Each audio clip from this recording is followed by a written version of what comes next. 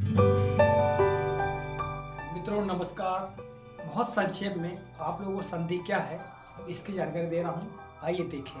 तो सर्वप्रथम देखेंगे संधि क्या है। सामान्यतः दो शब्दों में प्रथम शब्द के अंतिम वर्ण तथा द्वितीय शब्द के प्रथम वर्ण के संयोजन से जो विकार अर्थात बदलाव पैदा होता है उसे संधि कहते हैं। हिंदी भाषा में और संस्कृत भाषा में जब दो शब्द आपस में पास आते हैं और प्रथम शब्द का अंतिम वर्ण और द्वितीय शब्द का प्रथम वर्ण, ये दोनों मिलकर के एक नया शब्द, नया वर्ण का निर्माण करते हैं और दोनों शब्द टूट करके एक नया शब्द बनते हैं जिसे संधि कहा जाता है। अब बात करते हैं हम संधि के प्रकारों की। तो संधि तीन प्रकार की होती है। पहला है स्वर संधि। स्वर संधि। दूसरा है व्यंजन संधि और तीसरा है विसर्ग संधि। विसर्ग संधि।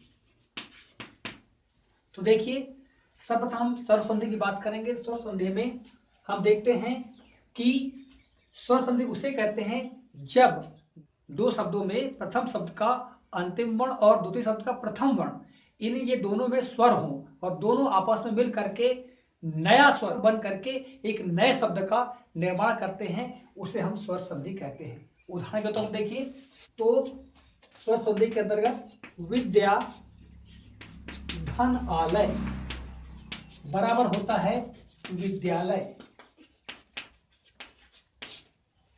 इसी प्रकार दैत्य धन अरिह बराबर दैत्यारिह। यहां पर हम देखेंगे विद्यालय में, यहां पर देखिए ये आ छिपा हुआ है, धन ये आ, ये दोनों मिलकर के क्या बन गया है, ये य में आ बन गया है। कुल मिला के ये अ और ये आ और आ मिलकर के क्या बन रहा है, बड़ा आ बन रहा है। इसी प्रकार यहाँ देखिए दैत्य में अ छिपा हुआ है, अ और ये वाला अ मिलकर के क्या बन रहा है, ये य में आ की मात्रा मतलब ये बड़ा आ बन रहा है।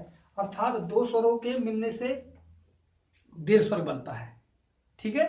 अब आगे देखें हम व्यंजन संधि।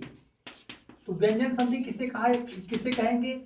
तो देखिए, जब दो शब्द आपस में पास आते हैं तो इन दोनों शब्दों में प्रथम शब्द जो है, प्रथम शब्द का अंतिम जो वर्ण होगा वो होना चाहिए व्यंजन, और द्वितीय जो शब्द होगा इसका जो प्रथम वर्ण हो कुछ भी हो, चाहे व्यंजन हो चाहे स्वर हो, परंतु प्रथम वर्ण जो है वो क्या होना चाहिए, व्यंजन होना चाहिए।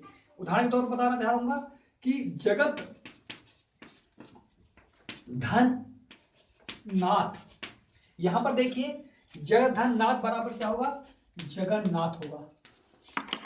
तो यहां पर देखिए आप, ये जो त है, ये त में हलंत लगा हुआ है, इसका मतलब ये है तुम्हारा व्यंजन, स्वर नहीं मिला हुआ है, अतः ये हो गया व्यंजन। और यहाँ पर नाथ में देखिए न में आ की मात्रा मतलब आ है, आ छिपा हुआ है, तो मतलब तुम्हारा व्यंजन और ये स्वर मिल करके जो विकार पैदा हुआ, ये त का आधा न निर्माण होकर के फिर नाथ हो गया, अतः ये क्या होगी तुम्हारी व्यंजन संधि। अर्थात इसमें पहले शब्द का जो अंतिम वर्ण है वो व्यंजन होना चाहिए। विसर्ग संधि की बात करें हम, तीसरा,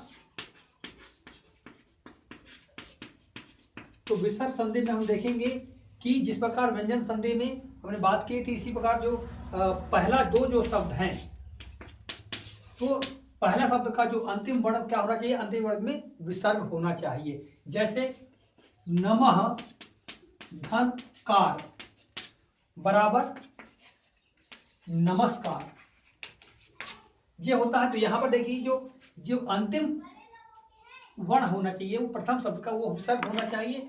यहाँ पर द्वितीय शब्द का पहला अक्षर स्वर हो, व्यंजन हो, कुछ भी, उससे कोई बात नहीं है, विसर्ग है, विसर्ग का आधा सा के रूप में बदलेंगे, निर्माण हो जाएगा और बन जाएगा नमस्कार। इस तरह से ऐसे शब्दों के आपस में मिलने से इसको कहते हैं विसर्ग संधि। इस तरह मैंने सर्वप्रथम स्वर संधि के बारे में बताया, फिर व्यंजन संधि के बारे में बताया, विसर्ग संधि के बारे में बताया। अगले क्रम में मैं स्वर संधि की जो प्रकार है उनकी पर चर्चा करूंगा, व्यंजन संधि के प्रकार है उस पर चर्चा करूंगा और विसर्ग संधि के प्रकार पर चर्चा करूंगा। धन्यवाद।